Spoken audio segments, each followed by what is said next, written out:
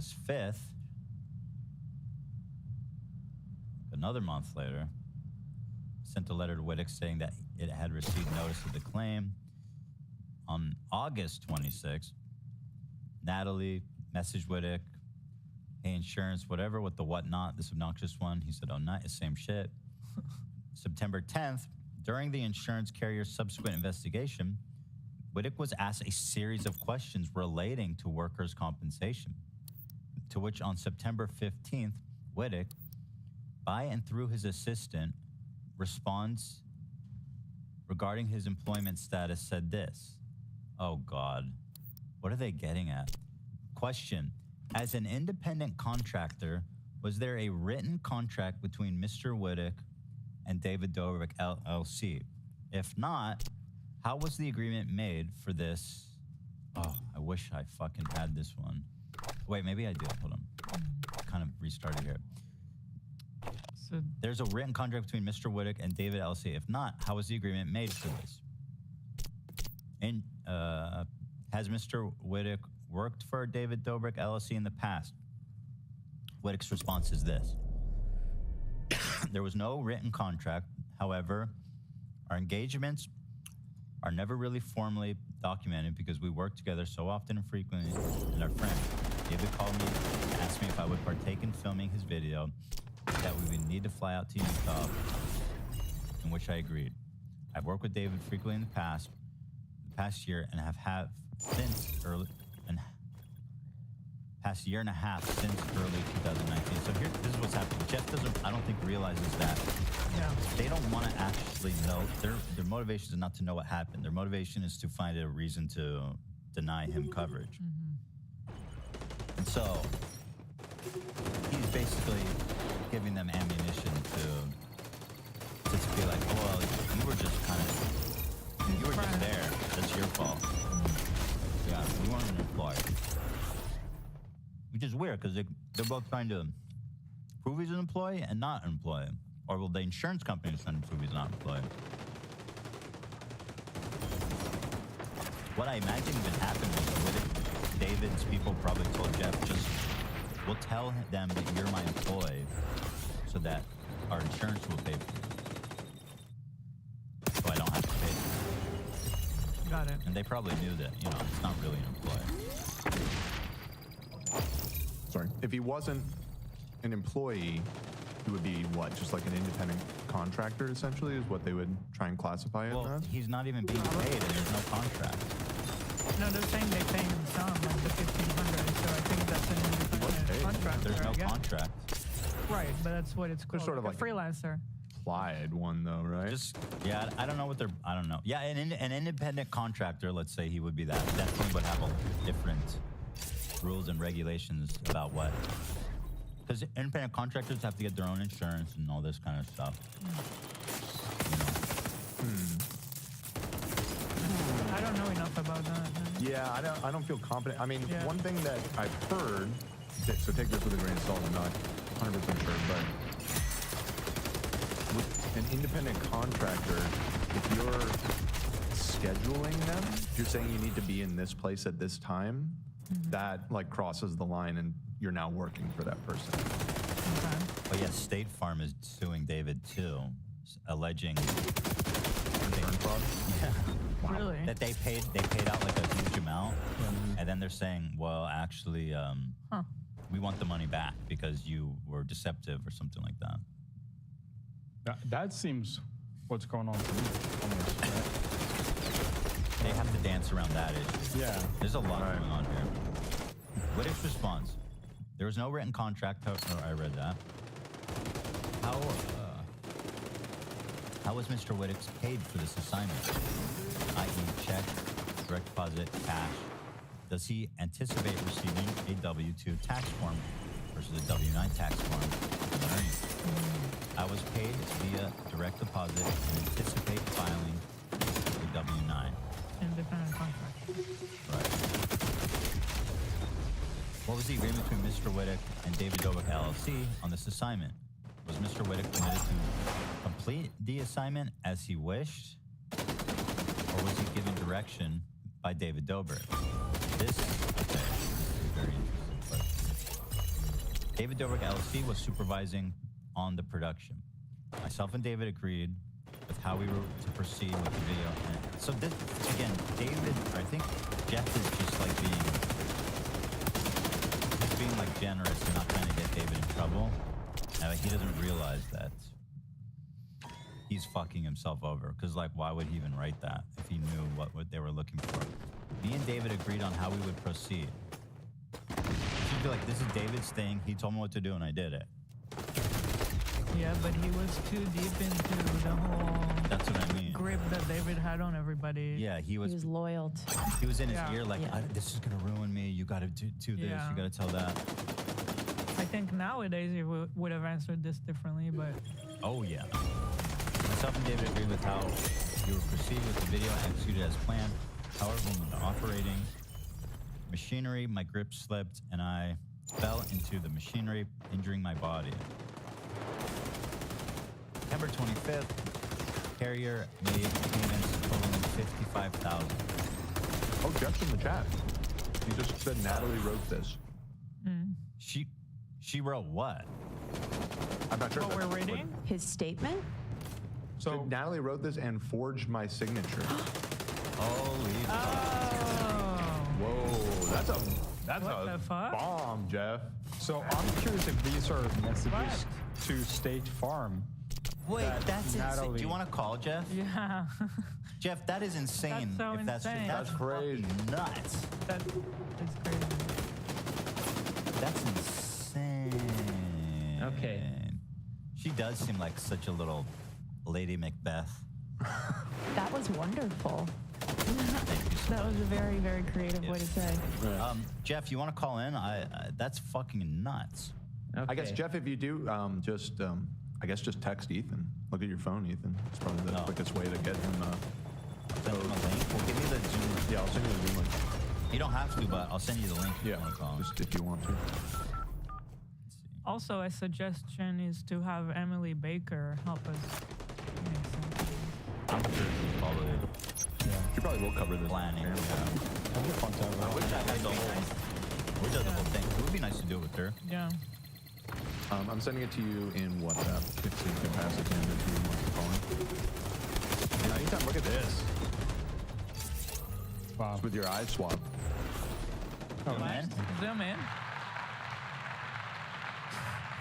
Bro, I look kind of sheddied out with my eyes. You look open. major You and Daddy would be basically twins if you. Like I look so striking with my eyes. You look kind of fucked. Yeah. I think Hila looks so weird. the size or something, it just makes it look weird. Zoom in on me. This stupid fucking Reddit UI. This is me zooming in. This is me zooming in. You sound like Ethan right now. He's right. And when it comes to Reddit UI, I'm on board with you. They're fucked. Here, I'll just screenshot it and open it. There we go. Stand by. Okay. gorgeous. Oh Wow. my God. Wait. That's Yo, I crazy. feel like I've seen someone like that before. And his name is Shetty. It's Shetty. It's giving Shetty. And you're like, whoa. You're like, whoa. Yeah. Look at him. And they didn't shatify you at all? And let me see mine. Yeah, look at Ela. This one looks like a better Photoshop where Ela's looks kind of fucked. This one looks I kind of don't know why. Yeah, I don't know why. They didn't do anything crazy. Well, I mean, it's more attention grabbing to have darker eyes like that. It looks strange. What happened? Your eyes feel like bigger. Yeah. But they're Okay. not. But I already have You were big saying eyes. you look like Oh, Shelley yeah, Duvall. okay, I which- got you. Yeah, I Okay. see that. Yeah, you do. Like what? Shelley Duvall. Duvall. Oh, The I actress. get that a lot actually. Jeff says his lawyer doesn't want him to call. Okay. Okay, that's- understandable. yeah. I love you too, my brother. He called me his brother Okay. Aw. with an A at the end. Because she's got big brown eyes.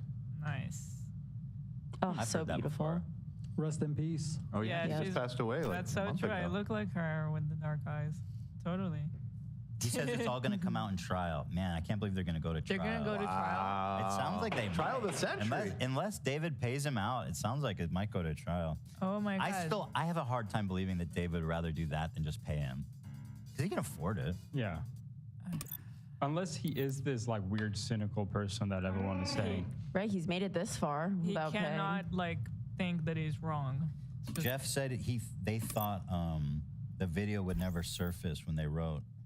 Oh. She apparently forged this shit. I can see her doing it where it's like, I'll take care of it. Yeah. You're injured. You know, you rest up. I'll take care of it. Yeah. Right. Crazy though. So these messages would be to State Farm though, right? Yes. Yeah, okay. An inquiry, yes. Or whatever insurance. I don't think it was state. You're right. We don't know if it's State Farm. Yeah, no, Wait, no, I think so, because we they didn't say State Farm. They said a different insurance company. But Oh, really? WC Carrier. I don't know what's that.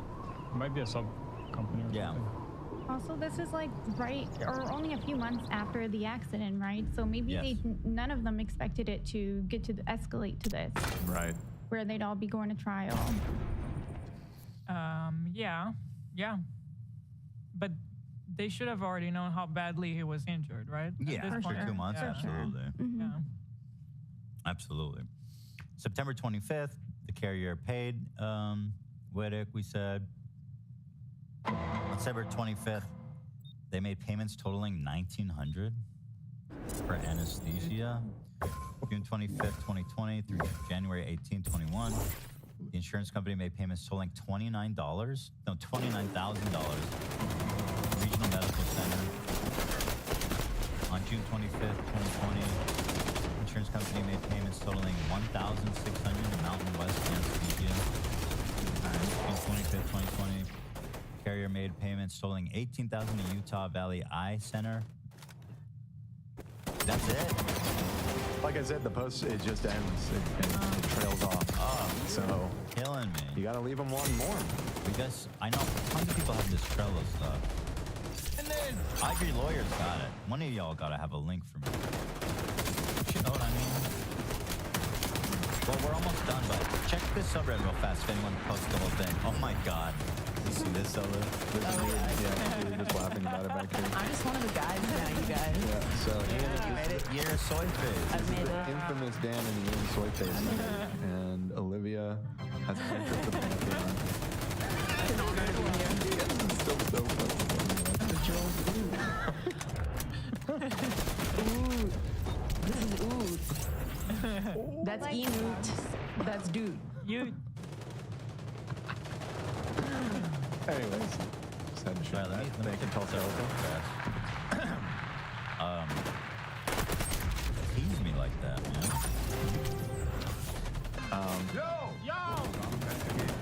Oh, yeah.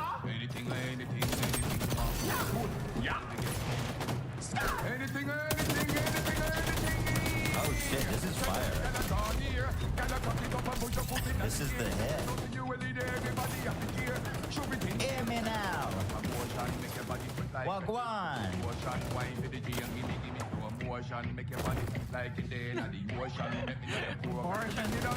This is a pretty like a niche joke, but I totally get it because this is one of my favorite movies of all time. I've seen it a million times.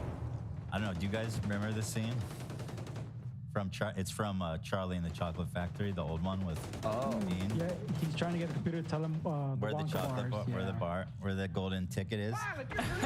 I am now telling ChatGPT why it's wrong saying it was Oh yeah, the machine goes, I'm not telling you. I want the chocolate for myself. I'm telling you. And he says, and I am now telling the computer where you can charge that. This movie is so fucking good. Did Slugworth scare you when you were younger? Hell yeah. Yeah. That guy was creepy as shit. He was probably a Nazi, like thinking about it now. But at the end, he seems so nice. Right. He opened up, and I was like, oh, he's nice. But when he confronts him in like that tone, Terrifying, he's like, bro. I gave you one of the chocolate bar. Yeah. Charlie bucket. Yeah, no, he was really good. Very menacing. Mr. Wonka has a ray of chocolate working on something. An everlasting gallstop. I know. It's like, I need you. Wow. I need, Good. I need you Oscar to take one everlasting gobstop. yeah, it was so terrifying. You can. I'll make you rich behind you. Wow, this dude. Yeah, he's a creepy candy fucking soldier. Yeah. I also like with Grandpa Joe and Grandma, like they're just laying in a bed. So Yeah. weird. Yeah, I think we've talked about this. So weird. Grandpa Joe's a pedophile. might be, but he's definitely an And the asshole. whole family knows about it because they're all right there. If that's the case. What? He's a pedo. I don't think he's a pedo, but he's definitely a giant fucking asshole. He's a deadbeat, for sure. Yeah. What's Zachariah? I guess the point is, like, what would give reasoning to like, be Nah, I just made that. I think he loves Joe. I think he loves Charlie. I think so too. He's just a deadbeat. But like, did they sleep feet to feet? Were their feet like in between each other's legs? I never- The four Yeah, grandparents. They're all tangled up under there for No, sure. they slept like one and then another. Right. Okay. So their feet, Yeah. everybody's feet's in the middle. Also, didn't he give him the money that eventually got him the winning ticket? He bought him the The chocolate bar. No. He found the gold. No, he found a golden coin on the street and used it to buy a chocolate bar. Right. After they thought all the tickets were gone, somebody fake had one. Charlie, being the kind-hearted, pure-hearted soul who just loves chocolate, got the gold coin, went and bought a chocolate bar without the intent to win. And that, Lena, is when he found the That's final. also beautiful. I don't know why I remember his grandpa like having, gave him give him a little chocolate. Bought him a money bar that- for his birthday. Okay. It was a yeah. dud. It was, yeah. He didn't even buy the right one. You know that? But he's not a deadbeat. No, no. If you go back, it wasn't Wonka. No, I think it could have been in any of them. Is that always confused me? It could have been in any of them. Oh, okay, because it was like a fudgy. Yeah, he got him a long one. Yes, yeah, some shit like Yeah. that. I've seen that movie a lot. I love it. Every time I watch that, I'm love it. impressed. I'll say it again. Love it. One day you should play Willy Wonka. You've got to. My destiny. You've got to. Did you see the Timothée Chalamet one? Fuck that. I wouldn't. That's his name. Hey, Oh, no, there's a part. This is gonna Disgrace. annoy you, Ethan. There's a part where they show where how the gold coin ended up in the sewer drain. They show Wonka drop it in the That sewer. is Oh, not I've always lore. wondered. First of all, that's not lore. How the fuck is Wonka going to ensure some random kid is the one that sees it? It Like, was give me a fate. break. That's why I don't watch that crap, dude. Look, there's That's fucking dumb. only one Willy Wonka, and his name's Gene Wilder. Yes. 100%. And Stop trying. then there's Zilly Zonk. Stop with the Yes. Johnny Depp. Stop with the fucking Timothy Chalamet. Timothée Chalamet. Whatever. It's like, just stop. Just stop. And, that movie's perfect. The story's perfect. Let's stop trying. It is a perfect movie. And now Absolutely. Timothy is gonna be Bob Dylan. Like, I'm not watching that. Take a chill pill. He was playing some other big figure too. You got Marty Supreme or the table tennis guy. yes. Come with me. Damn, he's booked and busy. I like the Johnny Depp one. Oh my Give me a god. Me break. too, love. I didn't want to say it. I grew, Oh my god. I grew up on that shit. It's you know. iconic. That's No, it's not. That's fucking Willy Wonka for me, bro. Have you seen the original? Have you seen the original? Nah. You Oh my you have to. I don't have time for that old fucking movie. You have to watch Dude, it. even for an old movie, I'm telling you, you'll love it. It's so If good. it's made before the 2000s, I ain't watching Dude, it. no, I'm being dead serious. The comedy is like stands up to today. It's so fucking fun. I'll watch it maybe Some one of it day. is even more like I'm I was impressed begging. by how kind of forward some of the comedy is. Like it's so absurdist. Like this guy's talking to his therapist, and he's like, "I keep having this dream, Bro. then an angel is coming down and showing me where the chocolate is, and I'm starting to believe it. Like I think I know where it is." And the therapist is like, "Stop bullshitting and tell me where the chocolate bar is." Like the therapist starts buying. I don't know. I like when they have to sign the contract. He's like, any questions? Please call the number. Okay, moving forward. Yeah, no, love, you've got to teacher? watch. It's in Nah. Technicolor. The The original's teacher in is so Technicolor. funny. Yeah. Is it even in color, bro? Yes, motherfucker. What did you just say? It's so Technicolor, bro. It's more colorful than any other movie ever. That and Wizard of Oz. They're like the most stunning visual movies. Techna. I don't Techna. know what the fuck that is. I like when he's like, it's Rachmaninoff. He's like, what's that? It's Wonka wash backwards.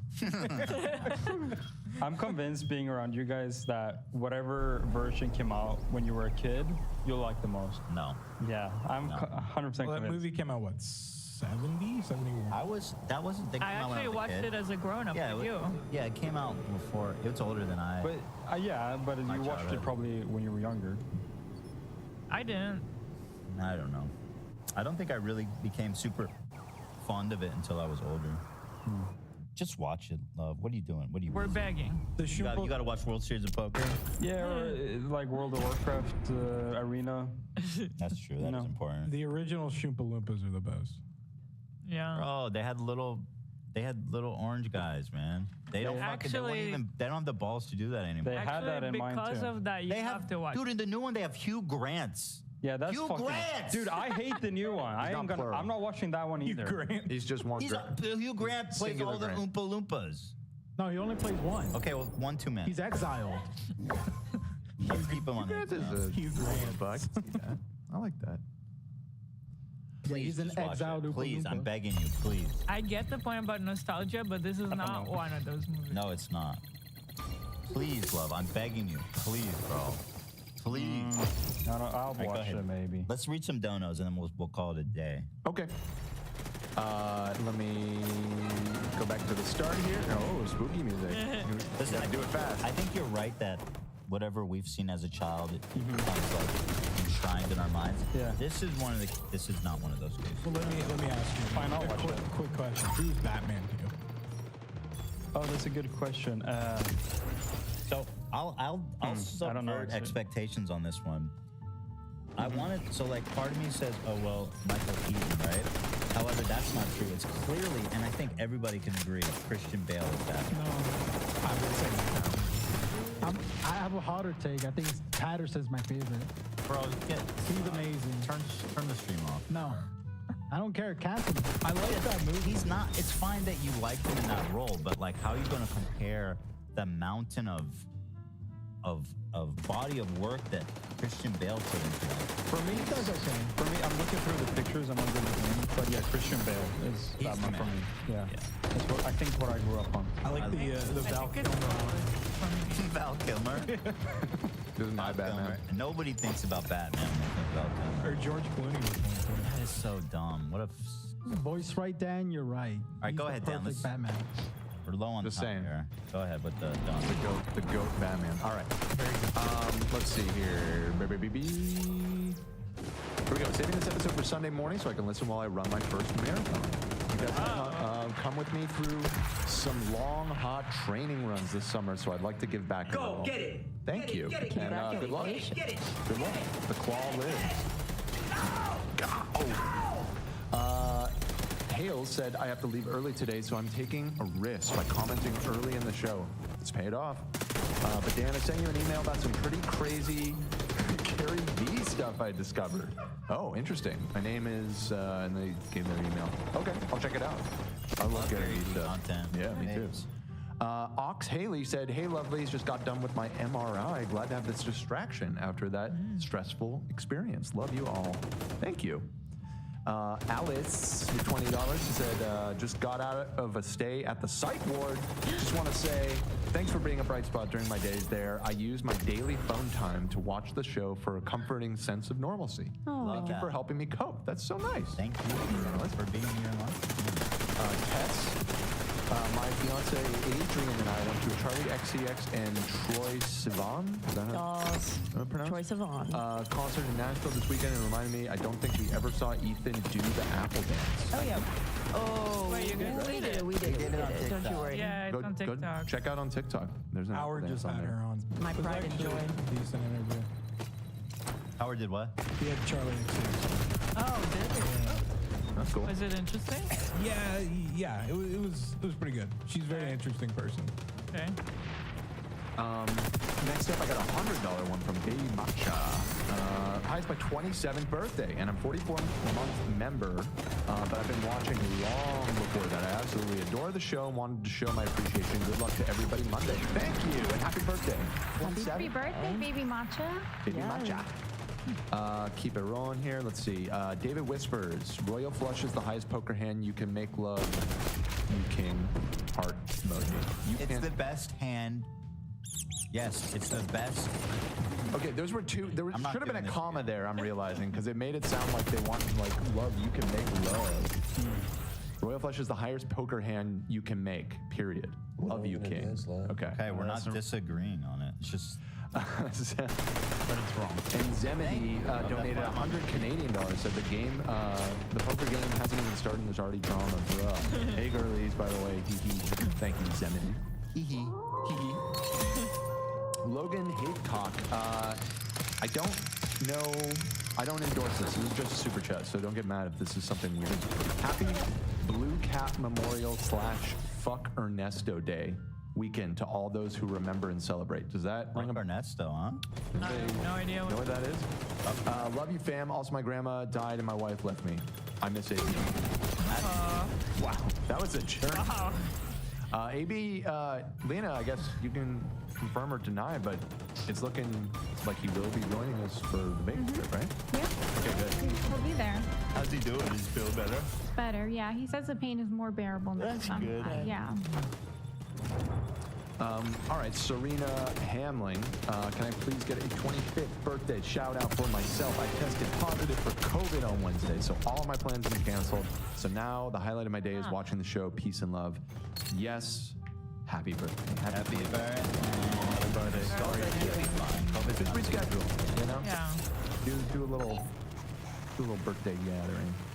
Diana, did you guys know that it's Fat Bear Week? You can vote on the biggest bear of the year, and they're all so cute. It won't let me link the website, but it should be easy to find. Love you guys. Shout out to my fellow tweeter girly, Olivia. You know what? I did not know that it is Fat Bear Week. I didn't know that was even a thing. And I'd say we do it next week, but then it won't be Fat Bear Week anymore. I'll check it out, though. Chris M. Hey, Ethan, my wife and I are getting G-Narrow Drazi.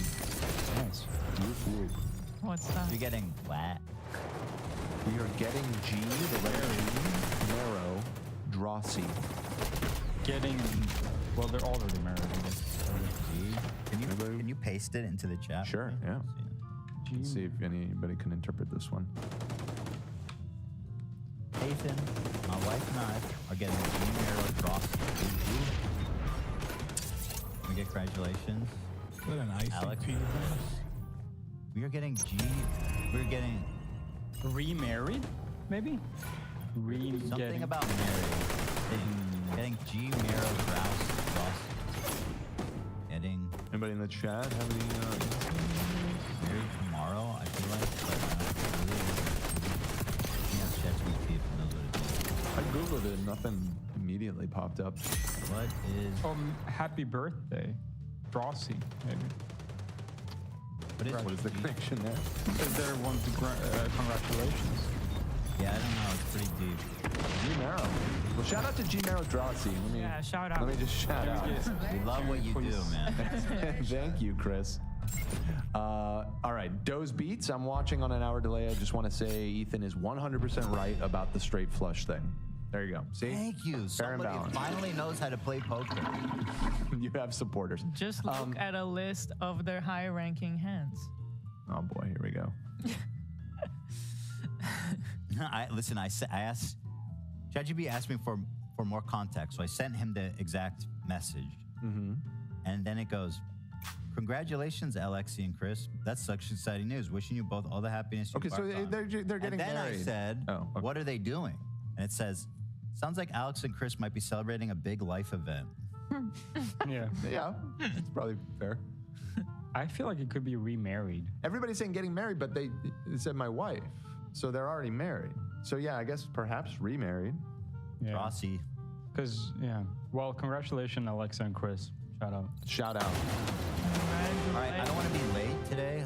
Okay, I'm almost done. I'm just not. I'm trying to speed through them. I'm almost at the bottom of the big boys here. Prime donated, and it says #air with an exclamation mark. Oh no, here it is. Tapping into your most beautiful potential. Okay, I think that Air, was- breathe it. It's free Thank you for Prime. now. Asteria, you said I'm funny. Funny how? I think that was when you were demanding that I tell you if you're funny or not. It's a little Joe Pesci. Still waiting for an humor. answer. A little Joe Pesci.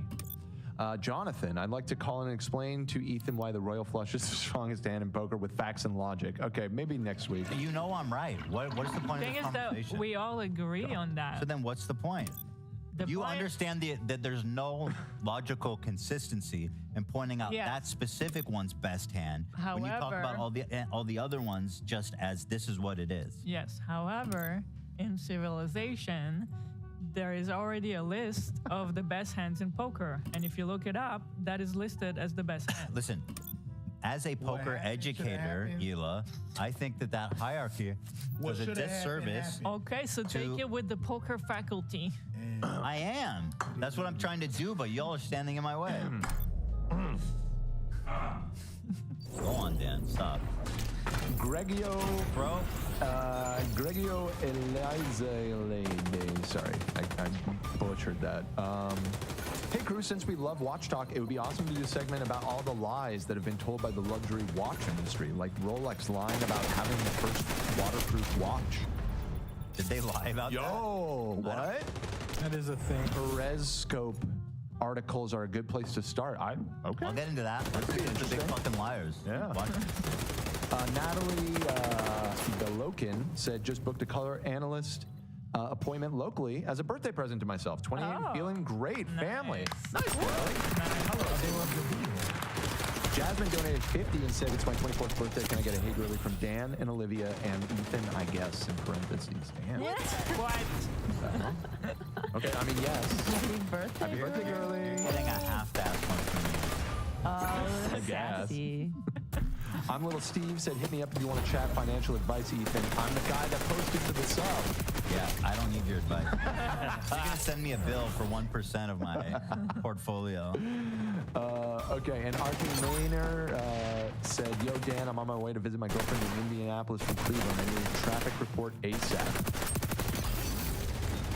Dude, what are you doing? Looks good. What are you doing? I was just doing a quick one. We don't have to do the whole, we don't have to do, okay.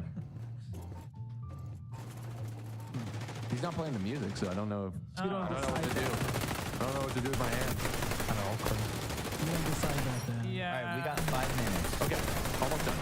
Nice try. And the traffic's great. Sort of. That what I'm message saying. is not supposed to be bad. Slavensky Entertainment just now said, hey guys, I'm getting G-Boner. So excited, Dre. I think they're goofing on that other one a little bit. Congrats. Sounds about right. Brock Kaiser said, double dose on hot takes. George Clooney is Batman to me, and Charlie and the Chocolate Factory is a horror film. I've heard That's part of the joy, the complexity Yeah. of the Part story. of the fun. It's Yeah. definitely pretty dark and twisted. Yeah. You're, as somebody that was, I want to say, probably like 9 or 10 years old when the George Clooney Batman movie came out, and I saw it in theaters opening night. Yeah. Where are you going with That's a that? terrible take. George Clooney is nobody's Batman. I don't know what you're talking about. I wouldn't say Arnold is Mr. Freeze. No, it was not. That is actually your favorite. Of all of them, and then I'm gonna come in following that. Yeah. Of all the Charlie, Willy Wonka bullshit movies that have been made, none of them are gonna have a scene that chills you like the Chocolate River boat ride. Yeah. No, I don't know, iconic. bro. I was spooked. And, Johnny Depp one. Really? Yeah. This one is whatever that. Nobody knows where we are going. No, They literally show a chicken being decapitated. dude, it's so fucking good. It's so weird. Do you guys love the penguin, Danny DeVito penguin?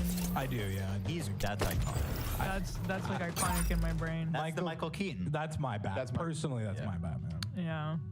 They hit a good tone with that one, of just Yeah. being like goofy, comic booky. That was the same version. And Michelle Pfeiffer, man. Yes. Not Halle Berry. Halle Berry's not your count. Yeah, no. And one final one, just because it's nice and sweet. Nick Bach just got engaged in Paris this week. Told her she's got to attempt to get into the pod now. Hit Nicole with the hay so I can show it to her, please. Nicole, come watch. We have a good time over here. Listen to your boy Nick. Wait, there's a comment here from Mark saying Ethan is the best Batman. Right. Hold on, let me pull it up. I love that video. I accept that. Here I am. It's in Someone the did a lookbook, drawing right? of me, I guess. This is a video. Yeah, here. I mean, I don't know. It's a really old video we made. No, that's my Batman. I forgot about this one. That's from the lookbook, right? Yeah. Yeah. The Dark Protector. And it's from this video we went, stupid. That mask is so fun. That mask was really amazing. Yeah. It fit great and it looked great. All right, everyone, listen. It's the weekend. It's the weekend, baby. Thank you to everybody. Thank you to our members. Thank you for our audience. Can I say one last little thing? Yes. Allison, my beautiful fiance, has a booth at Los Angeles Comic Con in downtown LA this weekend, and I will be there helping her out and stuff. So if you happen to be going to LA Comic Con this weekend, come say hello. Artist Alley. Shout out, Allie. That's nice. That'll be Also, fun. what time are we starting Monday, by the way? Do we know? Okay, so that's so thank you guys. Thank you to our members, and thank you to everyone for watching. So once again, Monday we're back. The poker game starts in the evening, probably around 6. We will make an event as soon as we know for sure, which will probably be on Sunday or Monday morning. But you'll have enough time ahead of time to know when it's happening. And then once again, no episode. The Wednesday episode is being moved to Thursday. Everything else. Peace and love. Peace and love. So with peace and love, I can't wait to see y'all there. It is gonna be so much fun. Oh, take us out. Anything you want. Yeah. Good pussy girl, we get anything. Stop. Anything. Tell the big girl a draw near. Stop. Anything. Tell the big girl a draw near. Girl a cock it up and put your foot in the air. Girl you know so you will lead everybody happy cheer. Show it in gear. Girl you cause a commotion. Make your body sweat like you just use lotion. Wine for the G and gimme slow motion. Make your body like it in the motion. Make me know the program. To make me know the play. Let me know the shrimps. If you want shrimp, then I love that you forget. Girl your body, put your body, put me not forget. And me not forget that bomba club.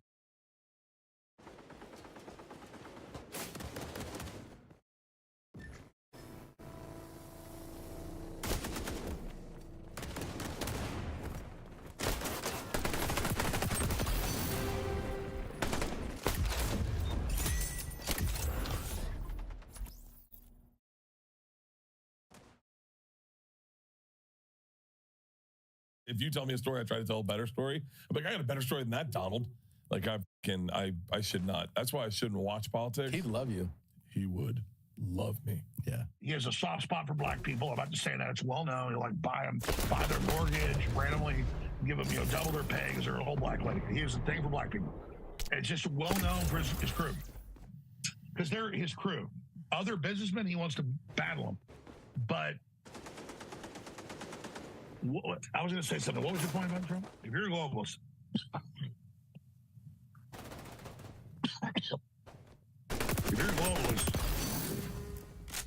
I'm really exhausted, but it's 5 a.m.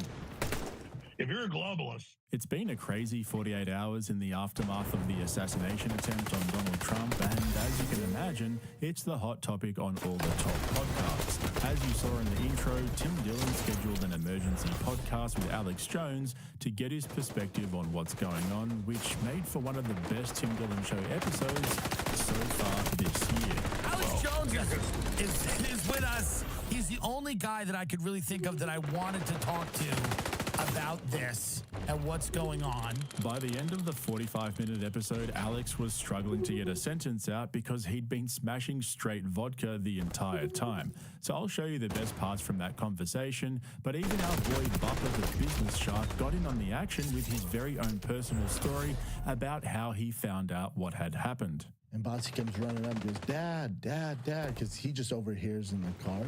And he goes, Trunk got shot. Trunk is dead. And I'm like, what the hell are you talking about? He's like, Trunk's dead. And I'm like, Trunk dead? And Jazz, like, you haven't seen the news? I'm like, no, I haven't been on the phone at all. I left it in the dugout. She's like, yeah, Trunk got shot. I'm like, he has nothing right now? She's like, no, I'm like, he's dead? She's like, no. Like, grazed his ear. I'm like, why is he saying Trunk is dead? She's like, I don't know. He's crazy. And I was like, boss, D. And he wouldn't drop it all day. Like, we'd be talking about baseball. He'd come like, did you hear Trunk got shot? I'm like, hey, dude. Hey, man. And he just kept bringing up, I go, bud, you're 4. This is not stuff you should be interested in or talking about, but it's just like... Ah, that awkward moment when you realize that your 4-year-old son is better at trolling than you are. Thank him, B. But we're not here to shit on Brandon today because Tom and Bert dropped a banked episode but tried to get some traction with the title and thumbnail using Donald Trump's name and photo. Obviously, it's the trending topic at the moment, so somebody at YMH Studios thought it would be a good idea to get a bit of that Donald traffic, except it backfired. The most liked comment on YouTube says, "Let's find a pre-recorded episode in the vault that mentions Trump so it can seem topical." It's become common knowledge that YMH Studios bank episodes sometimes months in advance so that they can stick to their weekly upload schedule when they're on tour or on holidays, etc. But the irony is this episode was actually recorded just last week, so it actually wasn't one of their worst banking offenses, and I should say I have noticed recently that they're trying to record more episodes of Two Bears from Bert's LA studio instead of just the normal YMH studios in Austin, so it seems like they're trying to keep their episodes as recent as possible after we all started complaining about their podcast being outdated by the time they drop. But let's take a look at how they tried to capitalize on the Trump bandwagon but failed miserably.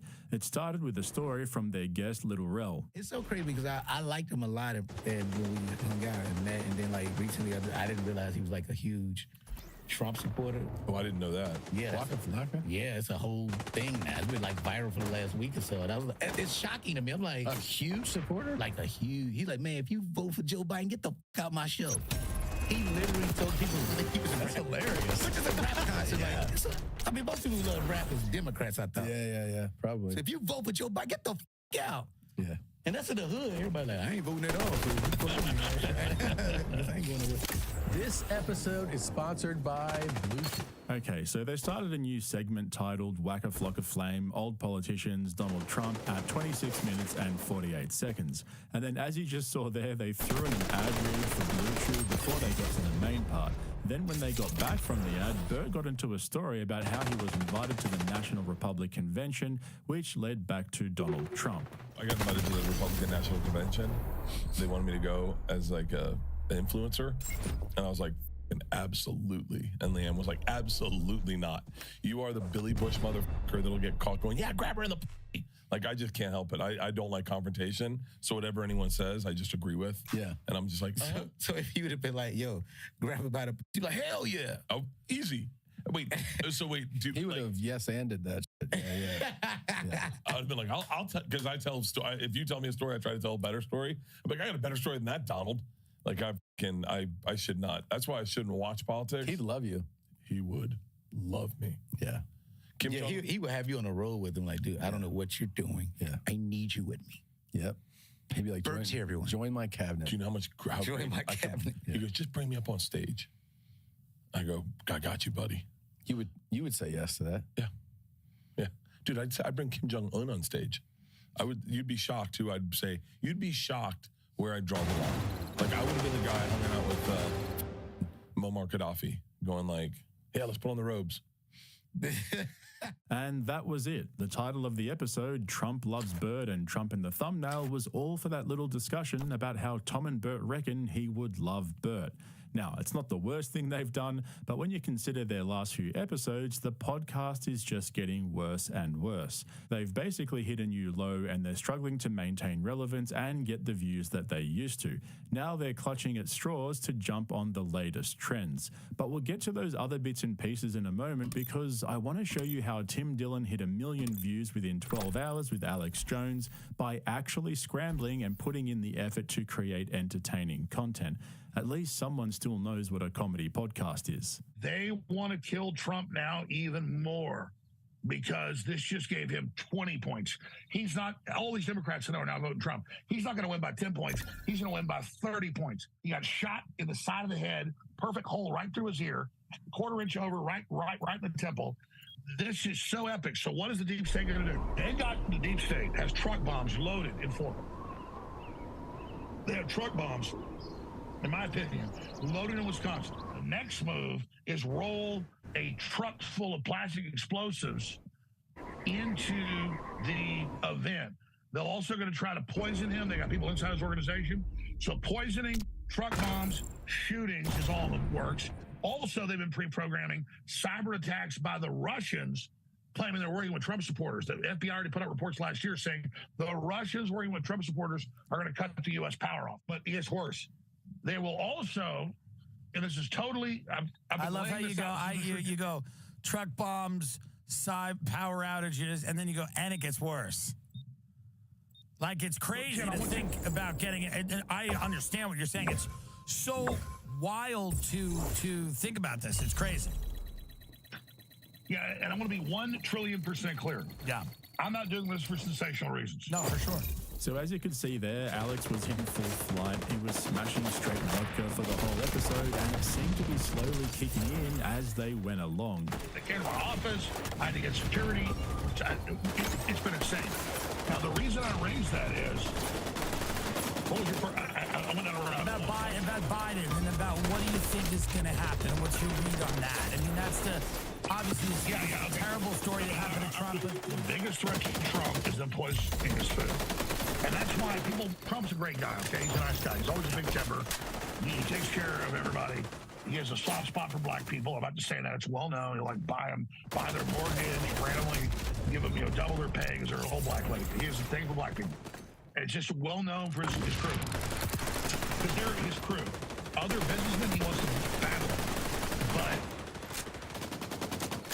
I was going to say something. What was your point about Trump? You truly are deeply misunderstood. If people talk about you, they don't understand that you have a libertarian streak, that you are a lover of freedom, as we can see right now. You deeply care about the country. The average CIA analyst cannot wipe their own ass. It's like Chucky Schumer a month ago at Father's Day couldn't cook a hamburger.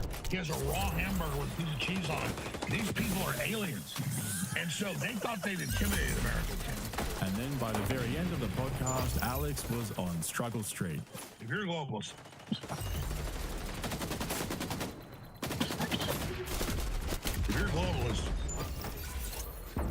I'm really saucy about about him. If you're a globalist, they're in full panic mode.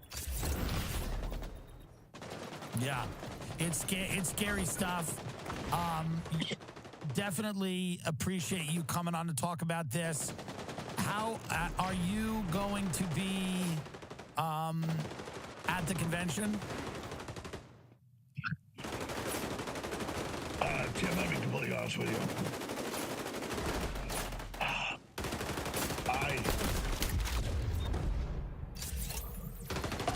prefer to die. That was honestly the best episode of the Tim Dillon Show I've seen in a while. I don't usually cover it on this channel because it's just a legitimately funny comedy podcast, but if you have time, you should definitely go and watch that episode with Alex Jones. Seriously, I reckon there's at least 3 potential lawsuits just from that one episode. For now, though, let's get back to the seemingly never-ending downfall of Two Bears, One Cave. Like I said earlier, clickbaiting using Donald Trump's name and image in the aftermath of his assassination attempt isn't the worst crime in the world, but if you put it in context with some of their other recent episodes, they're basically just taking a giant dump on their fans every week at this point. And just to give you an idea of exactly what I'm talking about, I've put together a very special edit that will possibly break you. Now, I don't often do this, it's probably only the 3rd time that I have done it, but I made a cringe compilation from last week's Two Bears episode, and if you can make it through without pausing or skipping ahead, let me know in the comments below and I'll give you a special podcast cringe love heart to mark your strength and courage. So this whole episode was pulling up all the most famous serial killers that were sentenced to death and sampling their last meal requests live on air. And as per usual, it was a complete flop. People were not happy. Listening to Bert smack his food into a microphone really ruined my day. Eating fried chicken in the mic was the most disgusting sound. This was even worse than Bert's attempt at accents. Bert chews like someone imitating a R-word chewing. Eating mic'd up is definitely my most hated sound in the world, and Bert has mastered it. Effing brutal.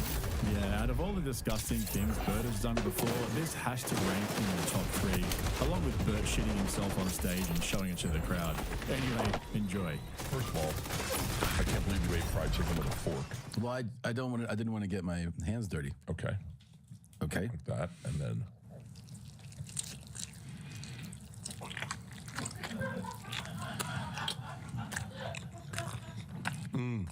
Good.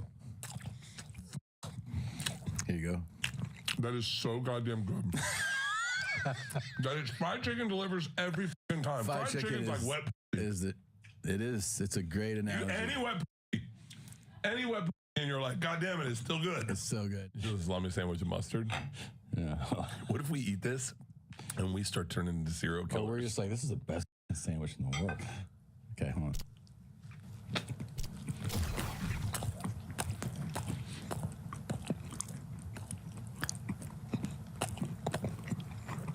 I mean, you deal with it.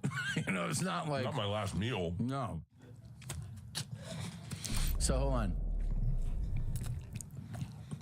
I would have had the crust cut off. Oh, man, he did something crazy.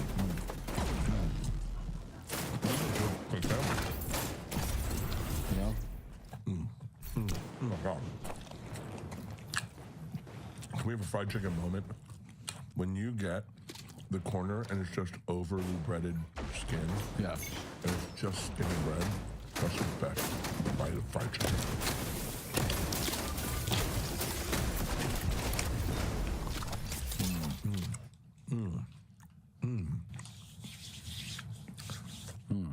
Oh man, I am gonna like a wolf tonight. I haven't had this kind of food in so long. It's so good. You do a lot of night sets? No.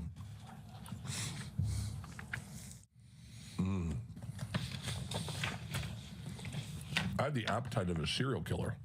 Yeah. Your house and food. Did you run this morning? Uh-oh. I ran this morning. Hated it. I took the day off. Oh, fuck. Oh, there he is. He looks like a fucking serial killer. Ah. I love cottage cheese. I literally can't look over it. I bet you put some peach in the cottage cheese. Oh. How much cottage cheese can I put in my mouth to make me throw up? I mean, I'm almost there.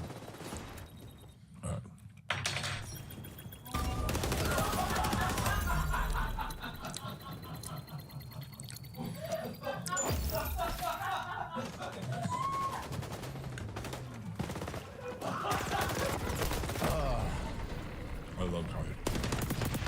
Really? I love cottage. There's food everywhere. I love cottage cheese. I think I got an old woman's palate sometimes. Oh, that is messed up. I actually started to feel sick when I was editing that, so if you actually made it through without pausing or skipping ahead, then you are an absolute trooper. And the annoying thing is that it wasn't incidental or anything like that. It's not like they were just taste testing last meal requests and the mic picked up some of their chewing sounds. Tom was actually moving away from the mic and chewing with his mouth closed, but you could see that Bert was purposely pulling the mic up to his mouth and then smacking his lips so everyone could hear him chewing. He is such a fucking grub. He seriously needs a reality check. But then going back to the episode before that, the trend of trolling their audience continued. That's the episode with Jimmy Kimmel as their guest, and the comments were absolutely brutal. Just came to see how many people hate Jimmy Kimmel. It's a lot. Here for the negative comments. It's gotten to the point where there are people paying an additional $1.99 to talk shit in a members only section.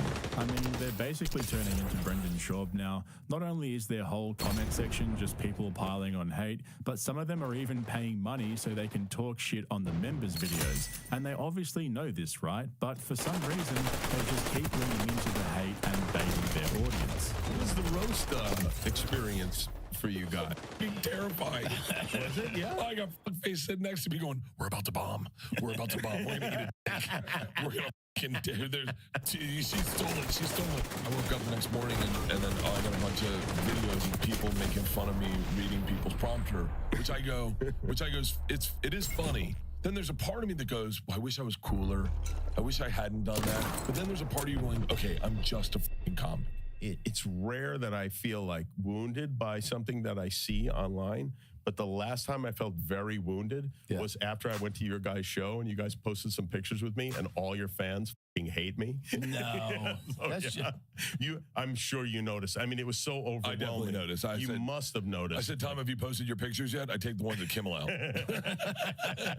There's this group amongst fans that are always the loudest. Yeah, I know. It's only like 95, 90, 98%. Yeah. Well, there's an idea, I think, that like somehow I betrayed this group of men that in comedy. Like somehow I was the man.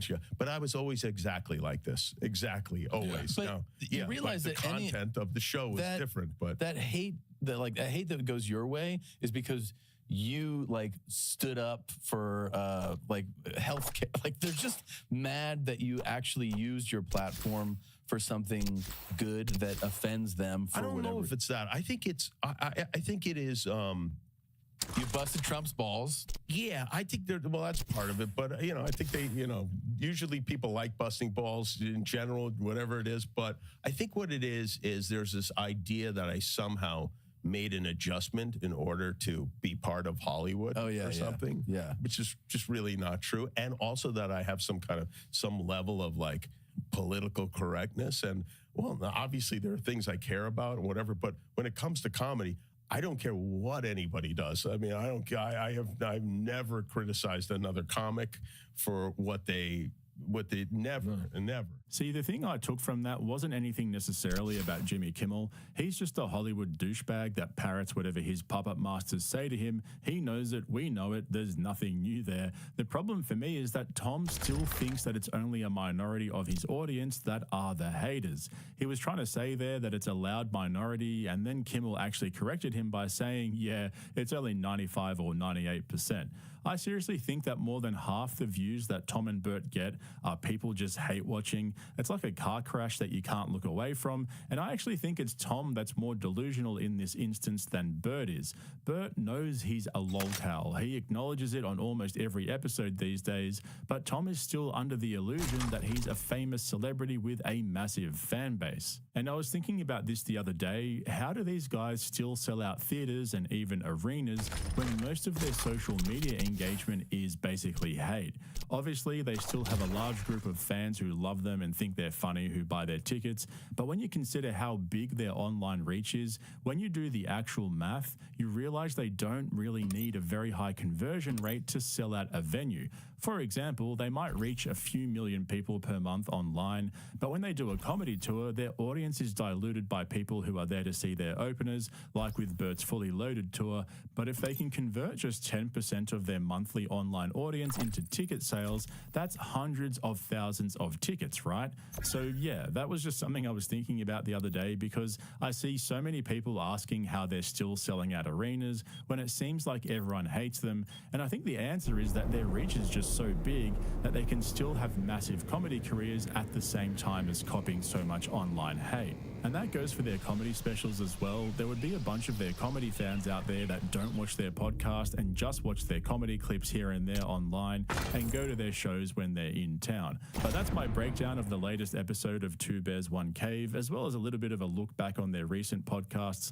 Remember to check out the link in the description to my Patreon if you want to see some of my uncensored content. Part 3 of my Tony Hinchcliffe Kill Tony series will be dropping soon, so go and If I had to sum up today's entire video in a single word, it would be unreal. I would like to open today's video with a quiz. I want you to guess which of these headlines is AI generated to sound as dystopian as possible. 1. A man who won a legitimate art competition with an AI generated image is now complaining that people are ripping off his work. 2. An educator quits their teaching job because their students can't stop using ChatGPT, and the students in question are literally PhD candidates. Or 3, and I'm sorry to even say this out loud, someone creates a chatbot based off of someone else's deceased daughter and then puts it online for anyone to interact with. Yeah, the answer is unfortunately that was a trick question and everything I just said actually happened. So I have decided to hold a specialty cram session where we look at multiple stories in the same video, but this time they all have a singular overarching theme. The rise of generative AI is just muddying the water so much that now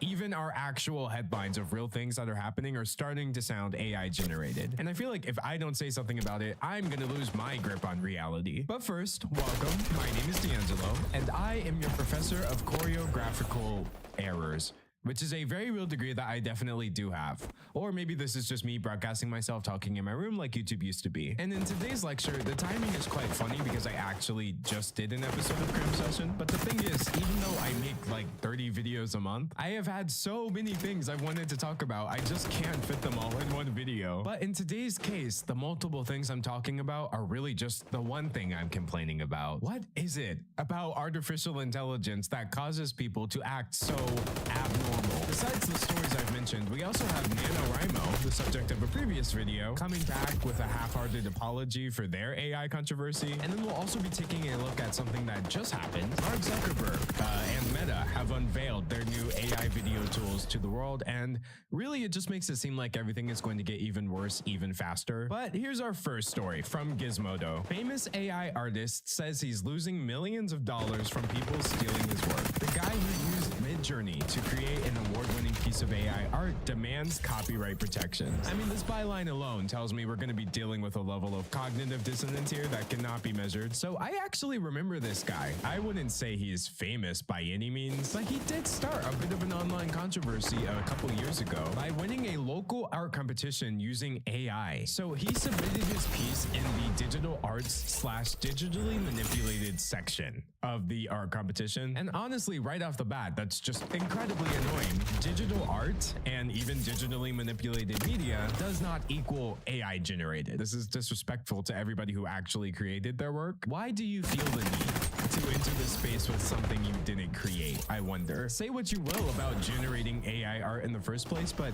to enter an art competition with it is so ridiculous to me. I've set out to make a statement using Midjourney, the AI tool, in a competitive manner, and wow, I could not be more excited about having won with my favorite piece. So the image in question is just like, okay, I guess he actually has multiple images, question mark? I don't know. Either way, I don't care about this at all because he didn't make it. After many weeks of fine-tuning and curating my generated art, I chose my top 3 and had them printed on canvas. But yeah, he's now back 2 years later, complaining that he is getting disenfranchised by art theft. I can't wait to hear his argument or the basis on which he's drawing this conclusion. I mean, this is the same man who told the New York Times when he won his competition, "This isn't going to stop. Art is dead, dude. It's over. AI won, humans lost." I'm sorry, but someone who genuinely believes art is over and computers have beaten us, you should have absolutely no right to call anything you're creating art. Like, you don't even believe in it. Now, in an ironic twist, Jason Allen is upset that his work, which was created via a platform that's been accused of ripping off countless copyrighted works, cannot itself be copyrighted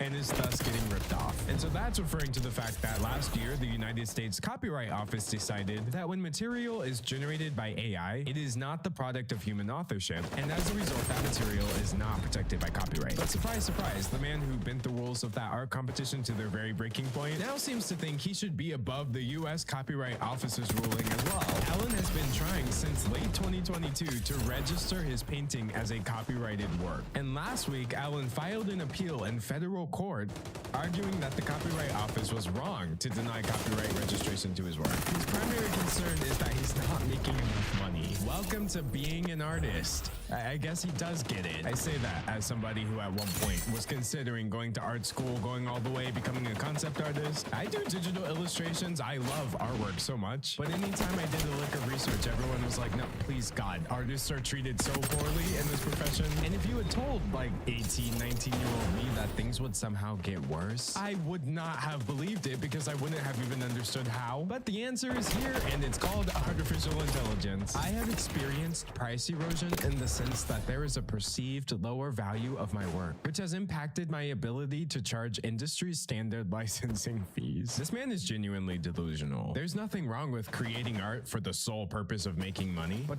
the fact that he didn't create this, but is trying to license it as if he did, kind of shows you it is quite literally only about making money. Again, the man thinks art is dead. Like, you're not an artist. This isn't art. Why are we having this conversation? Also, Gizmodo included a slightly higher resolution version of the art, and dear God, this is just meaningless. Like, this doesn't represent form, shape, anything. It's not consistent. What actually is this? You've generated blobs, you know, that were arranged in a way that approximates art. People don't have bodies. There's absolutely no sense of scale whatsoever. And whereas I think a human being, a real mind, could take just blobs and scale and play with it and create something interesting, this is nothing. This may as well be a black image and it would still have the same artistic value as far as I'm concerned. I know I may sound a little harsh in this video, but as a creative, I genuinely could not care less. Alan also claims that people are stealing his work, which is funny since the people behind the AI tools he used to create it have been accused of the same thing. I've been put in a terrible position with no recourse against others who are blatantly and repeatedly stealing my work without... He has to be memeing. He genuinely has to be memeing right now. There have been instances where people outright have ripped off my work, incorporated the entire piece into a new piece. Brother in Christ, what do you think? Generative AI oh my God. It's not nice. It's not nice to call people stupid. It's not. But you're dumb as a bag of rocks. Like, what?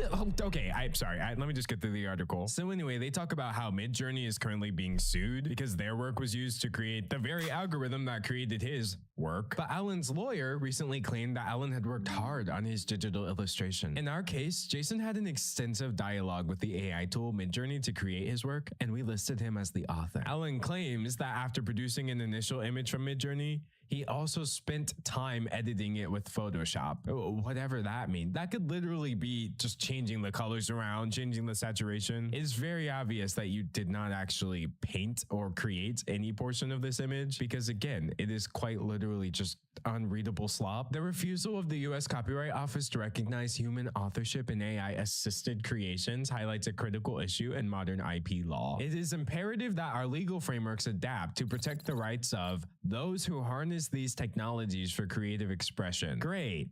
No protections for the artist, though, right? Without whose work you would not exist or have any sort of career or relevance. Anyway, enough of that guy, please. On to our second story featuring NaNoWriMo. So if you want to know why NaNoWriMo is in hot water, fun fact, I actually have an entire video about it. But just in case you haven't seen it, I'll give you the briefest of recaps. The organizers behind the popular writing challenge partnered with an AI writing platform and then decided to allow AI-generated work in their challenge while claiming that everybody who called them out was being classist and ableist. And that's just one of NaNoWriMo's problems. Seriously, I recommend the video. It's a mess. But needless to say, people were understandably livid, but NaNoWriMo was incredibly unapologetic, even as they were literally falling apart because writers were leaving their board of directors, people were stepping back from the challenge, deciding they wanted no part of it. It was just bad. But seeing as their challenge starts next month, they just sent out an email where they seem to be taking a more apologetic approach. To our NaNoWriMo community,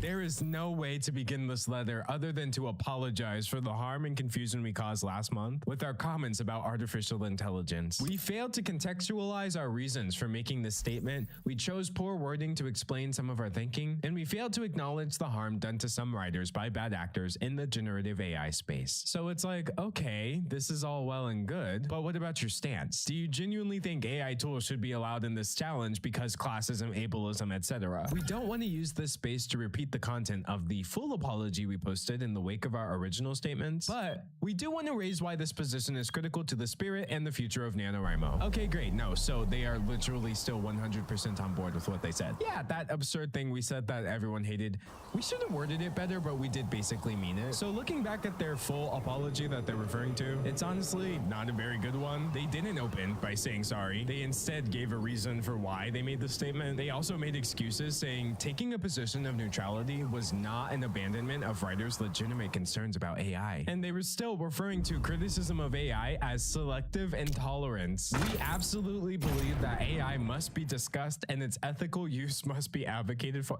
Bro, this is not an apology. So I feel like there's no point in going through it. Yeah, they say we apologize that our original message was unclear. But again, you can imagine why last month's statement didn't exactly get them back in anyone's good graces. So now it's time for take two, in which they do open with with a sorry, but they still make it clear, now just in very pleasant babying words, that they don't regret anything they said, just the way it came across. They then launch into talking about all these good things they've supposedly done, but it's like all of this is very clearly skirting around the issue. You guys took money from an AI writing software company, and you were probably contractually prevented from admitting anything is wrong with AI writing. Even in this newer statement, nowhere does it actually explain what the problem is. The harm done to some writers by bad actors and the generative AI space doesn't mean anything. What exactly is the problem with your statement? You know what I mean?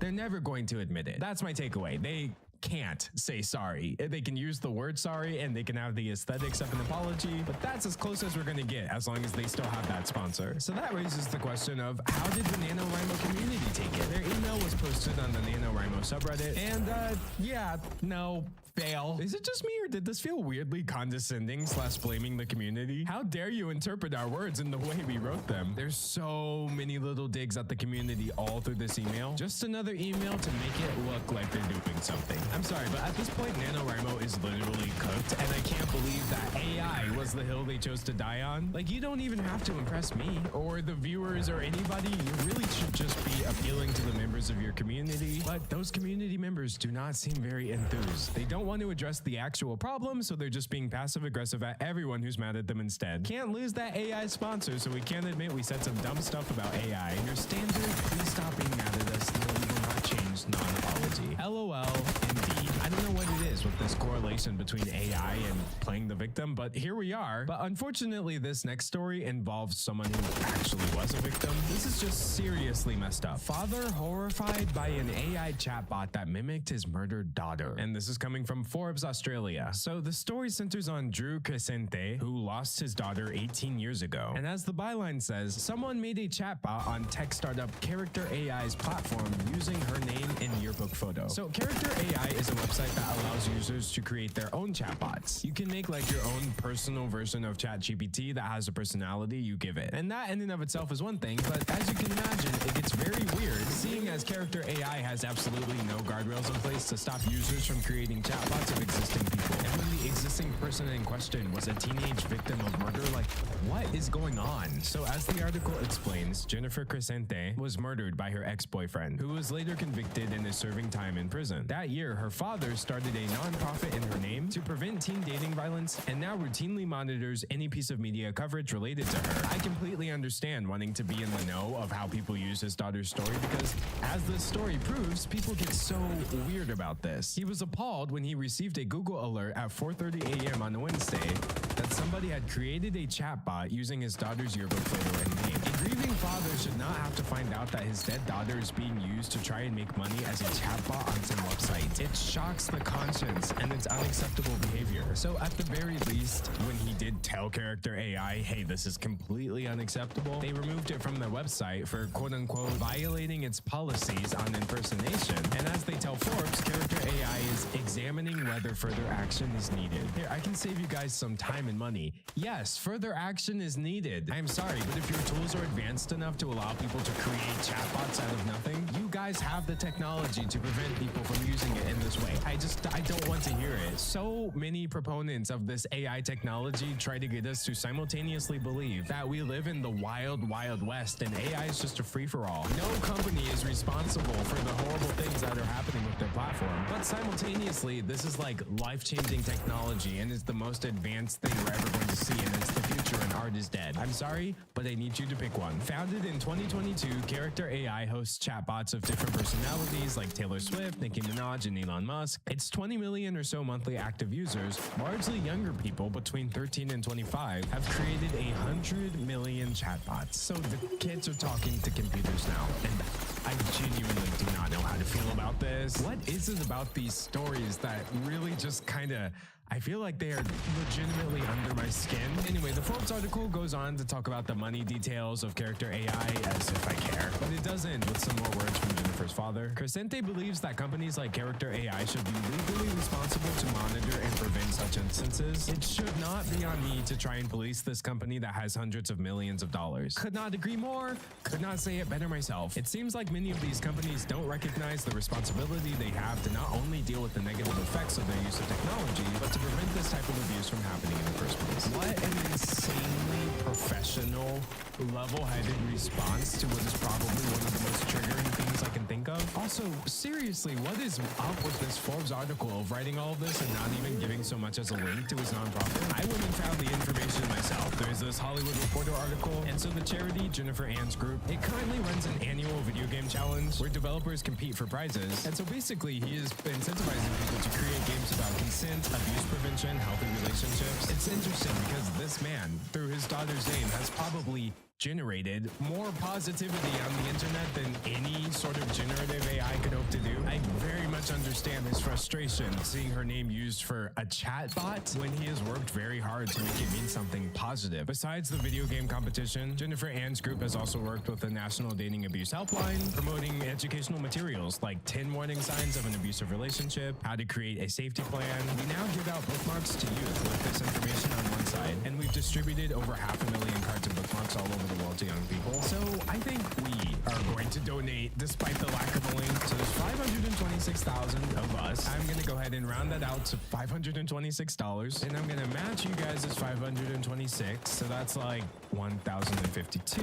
Okay, and PayPal says it went through. As Jennifer Ann's group points out on the website, if you can't donate right now, you can also support the charity when you buy games or software from Humble. I love Humble bundles. It's a way to get like some super cool games while also donating to charity. But regardless, there's that. Hopefully our donation can go to inspiring people to create other things to balance out some of the AI generated absolute garbage that is flooding the internet nowadays. But anyway, I have to move on from that story. So now we've got this next one, which is sad in a completely different way. I quit teaching because of ChatGPT. I'm going with a much more lighthearted one to kind of reel things back in here. But despite this being almost somewhat funny, it's funny in an incredibly pathetic way. I got this article recommended and I didn't read it at first. I just opened it in a new tab because I assumed I already knew what it was going to say. But no, dear God, it's not teachers and kids so much as professor and PhD students. These are grad students that are using ChatGPT so much this one professor just simply had enough. So this is coming from Victoria Livingstone, who holds a doctorate in Hispanic literature and is currently the managing editor of MLN, a peer-reviewed journal of literary scholarship. So one could imagine that Dr. Livingstone has quite a bit to say about this. This fall is the first in nearly 20 years that I am not returning to the classroom. For most of my career, I taught writing, literature, and language primarily to university students. I quit in large part because of large language models like ChatGPT. So even as I'm reading this to you, I really want you to think, imagine the robot trying to generate anything that has this level of insight, because this article is actually very short,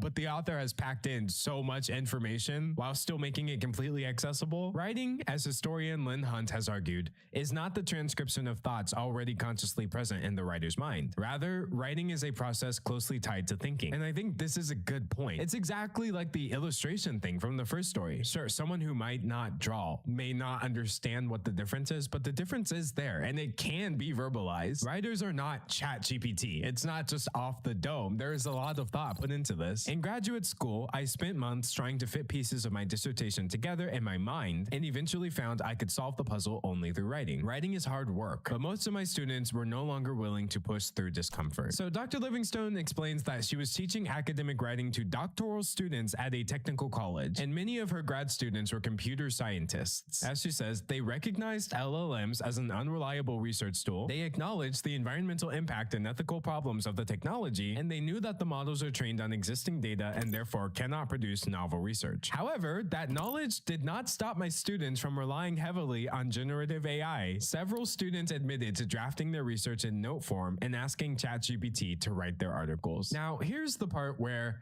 I don't want to really get into a debate about the workload of grad school, because I have never gone to grad school. I know I joke about being a professor and all of that. I actually do have a degree, but it's just an undergraduate. Well, it's not just an undergrad degree. I worked real hard for that. But anyways, as a bachelor degree holder, I have no idea what's going on in grad school, and I can understand somebody wanting to speed up their process. But I do feel fairly confident in saying using ChatGPT to prompt your way through class is not really helping you learn. I don't think that should be a hot take. But Dr. Livingstone apparently tried really hard to be on board by researching ways to incorporate Gen AI in her lesson plans, designing activities to draw attention to its limitations, and constantly just reminding her students that when push comes to shove, ChatGPT does not result in A-level work. It did not matter. The students still used it. So she explains that the result of ChatGPT was very obvious because most of my students were not developed enough as writers to analyze the subtleties of meaning or evaluate style. And I'm sorry, but this next sentence is the one where I stopped reading and I was like, okay, no, I have to make this a video. It makes my writing look fancy.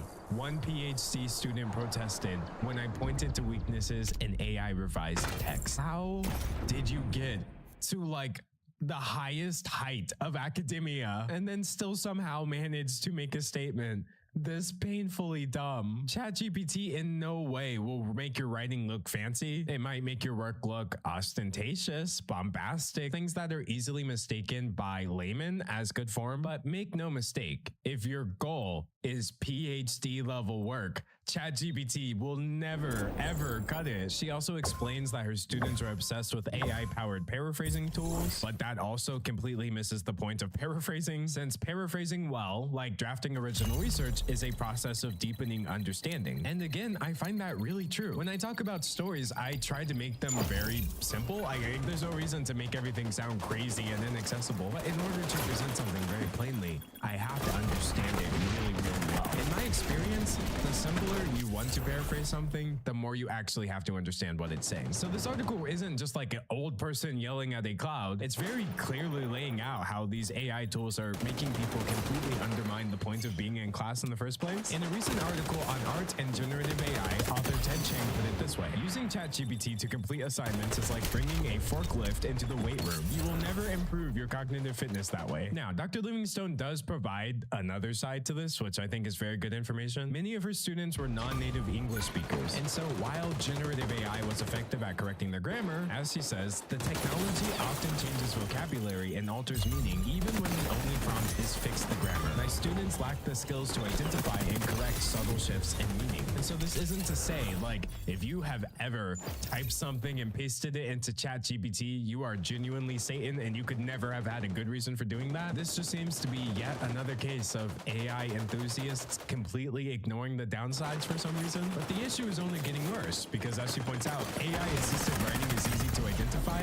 but hard to prove. And as a result, I found myself spending many hours grading writing that I knew was generated by AI. Once again, the dystopian vibes are back. We've got educators sitting around grading computers now. And once again, I do not know how to feel about this. I found myself spending more time giving feedback to AI than my students. So I quit. You know what's really funny? For all of AI's hype, I don't think it could ever generate just like a 3-word sentence that is so powerful in the middle of an article. Anyway, she goes on to explain that there could be positives, but basically she's not going to stick around to find them out because with few exceptions, my students were not willing to enter those uncomfortable spaces or remain there long enough to discover the revelatory power of writing. So, yeah. Great article. Absolutely hated every single word of it. Thank you, Dr. Livingstone. I feel like I learned something today. And you know, it's funny because I do have story number 5 of 5. How Meta Movie Gen could usher in a new AI-enabled era for content creators. And as you can see, we've got this AI-generated video of a baby hippo just very shamelessly trying to cash in on Moon Dang's popularity. You will never be Moon Dang, you AI-generated freak. But as I sit here and I think about Mark Zuckerberg and just all of these AI people in the world that they're trying to get us to live in, which we are kind of already living in, as these stories prove, I almost realize there's just no point because these people don't care. They can say what they will about how these tools are being trained or whatever ethical steps they're taking. But the truth of the matter is, you cannot have a good reason for doing this. What possible benevolent reason could there be for allowing things like this to be more easily accessible? Yeah, I think art should be democratized, but this is not art, and this isn't helping anybody create anything. It's not helping them fulfill anything. This is going to confuse. This is going to mislead people. Disinformation is just going to get more and more advanced. We have to stop letting people get away with saying things like, this is for content creators. Meta, this is for deepfakers. You've created the deepfake machine and you're making it easy for people. Why?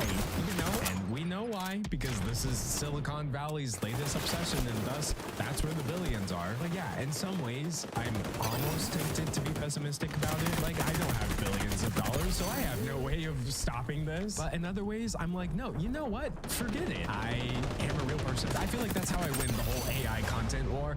I'm just gonna keep being a real person, and I'm going to be very, very grateful for the real people watching. I've got bots in my comments. I've got bots in my views, I'm sure. I didn't put them there. You know, YouTube is overrun with bots. But at the very least, I would like to think I started YouTube because I was a real person and I just wanted other people to see my work. And so, you know, it's still working. I guess all is not completely lost. Plenty of real people to support in any way that you can, despite all of this AI-generated nonsense. That's how I feel personally. But that being said, you better believe I'm gonna call it out when I see it. But that's my take on the situation. Dave's take on the situation is that AI tools are actually good, and they're the future now. Dave is also sponsored by ChatGPT, but he insists that that has nothing to do with his message. And I am, of course, excited to hear your take. I mean, this is the part of the video where a layman would ask you to subscribe, like the video, leave a comment, but I will ask you to enroll, evaluate the video, and submit your feedback. Because I'm, of course, running a 100% completely, totally, all the way, okay, maybe not really, somewhat unaccredited university.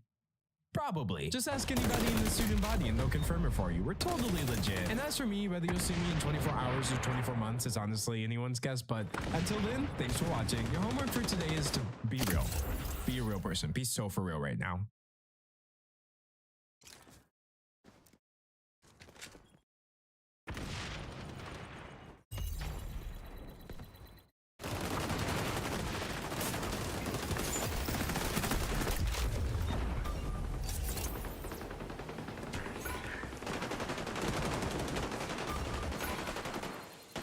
I just saw Megalopolis.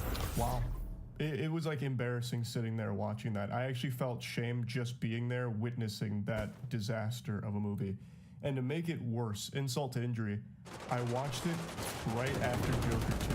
So I just made the review for Joker 2. Spoilers, that movie was also bad. This movie was worse for sure, but man, what an unholy 1-2 combo that was. This was like a punch flurry that not even Mike Tyson could deliver.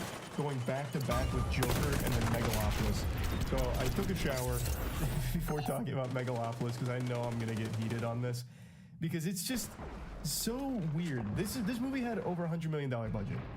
And I don't get why. I don't get it. I already made like a whole rant about that with like these inflated budgets, but this film in particular, it's so stupid to have a budget that big because it's a movie devoid of a single element of a story. It has things that happen, sure, but it is such a fucking mess. This is a movie that smells of pretentiousness. It's very clear this wanted to be deeper than it is. This is a movie that wasn't made for any audience in particular. It was made for critics. It was made for people that love the smell of their own farts to pretend like they understand the subtle vicissitudes that the director was trying to convey. But in this film, it doesn't even work with that image. Because even critics don't like it. It's just not very good. Like at all. It is a disjointed, like actual fever dream experience. So let's just dive into it. There's gonna be spoilers, fair warning. This is a movie that I feel like it's almost impossible to spoil because there isn't really a movie here. It's a collection of random shit that happens. It's like a collection of Francis Ford Coppola's memories from dreams that he had that he tries to piece together loosely here. Very similar to like how the Rick and Morty anime does it. Like this is the Rick and Morty anime with $100 million budget. I'm also pretty sure every actor in here was just directed to be as weird as they possibly can. So Shia LaBeouf, for example, he's in this movie and he dials his like wackiness up to 11. So like in the very beginning of the movie, they're like going to this big press thing about something that they're opening and Shia LaBeouf's there. And his uncle is also Caesar's uncle. And he's like, I heard you're doing the hanky pank with your sisters. Can you stop that? And Shia LaBeouf's like, no, I won't stop that. So he's like doing this and then he like grabs the railing and he like kicks his feet up. He goes, and then he like puts himself in a dress in the next scene, like also still doing those mannerisms and stuff. And also Adam Driver as Caesar, someone I thought was supposed to be like this cavalier, like genius guy. He's kind of the same way. So at that same press event, he's there and he's giving a monologue, and he is actually a Reddit mod. So Caesar's character, I am 100% sure, is inspired by like the quintessential Reddit mod that everybody pictures in their head. The way he carries himself, the way he talks, he's always some of this. And like the way he speaks to people is so fucking cringe. Like actual Discord admin level shit. So like there's a scene where the mayor's daughter shows up and he talks to her. He's like, Jiminy Christmas. But he doesn't say Jiminy Christmas. But he scoffs. He's like, you, of course, you've wandered into my quarters. I'd prefer if you weren't here. I don't like to dawdle with the riffraff. I prefer to carry myself in conversations with those that like to think, so we can have intellectual discussions on important subjects. So if you wouldn't mind excusing yourself from my abode, I would be much appreciative of that. Why don't you go see yourself back to the club and get out? And he says that, by the way. That wasn't verbatim, but he literally says club like that. It's awful. It's terrible to listen to. But I will say it is fun bad pretty often, actually. I did find myself audibly saying, what the fuck, with a smile on my face and giggling occasionally at how horrible what I was watching is. Because it's really shitty, but sometimes in an unintentionally entertaining way. It tries to be so profound and falls flat on its fucking face. So let's begin. I don't think the movie is dog shit out of the gate. In fact, I actually quite like the visuals in this film, like the style of it I think is interesting. But by the time it gets to the halfway point, you're already so lost in the sauce here that you have no clue what's happening. So it all just becomes kind of worthless anyway. But I do think there is a style here that is unique. However, the visuals really are hit or miss. There are times where it looks really good. Like it seems like, hey, this is a big budget production. And then there's times where it actually looks like they filmed it at our warehouse in front of our green screen. Like there are some of the worst green screen moments in here that I've seen in a modern film. Like it makes some of DC's biggest stinkers for CGI look like award winners. I don't know what happened and why there's some incredible visuals here and then some absolute like Adobe After Effects first year attempts on visuals. I don't get it. So something definitely went awry in the pipeline here for the production, but overall I do think the style is eye-catching. Now, the beginning of the film isn't super dog shit, it's not like Turbo Cheeks or anything, it actually is almost cohesive. They introduce our two main characters that we're going to be seeing a lot of. It's Adam Driver playing Caesar, who is like this genius architect who found like the god particle basically called Megalon. And it's Giancarlo Esposito playing Cicero, who is the mayor, who does not like Caesar. They butt heads constantly. And the film, like, it's not like it's a mess because I'm too stupid to understand it. I know that's a lot of hope people like to try in a film like this, where they like stick their pinky out. The plebeians just simply couldn't understand this high art. What a shame. I understand it because I'm enlightened. That's not the case here. I actually think this movie is very easy to understand on the themes it's trying to get across in the beginning, where it actually had a semblance of a narrative. In the second half of the film, there's nothing. There's actually nothing. We'll get to that in a minute. It is a fucking battlefield of nonsense. But in the beginning, I think it's pretty clear. It's introducing characters that have different ideologies. So like there's a reporter who keeps fucking her way up the ladder, trying to get more and more power and more wealth. She has like a fling with Caesar. Caesar's somewhat of like a playboy to a certain extent. He's like this genius, cavalier kind of guy. Cicero is really against what Caesar represents, which is change. He is trying to think about the future, whereas Cicero is focused on the present. And that's the big clash of ideas. So this is very clearly inspired by like the fall of Rome. They drill that home. They shove that down your fucking throat. Like the location here is called New Rome. Basically just New York now. So the whole idea is the dreamer, the architect here, Caesar, wants to bring change. But the rich and powerful around him, they're pretty okay being stagnant and focusing more on like the present, just keeping people like occupied as opposed to getting ready for what comes next.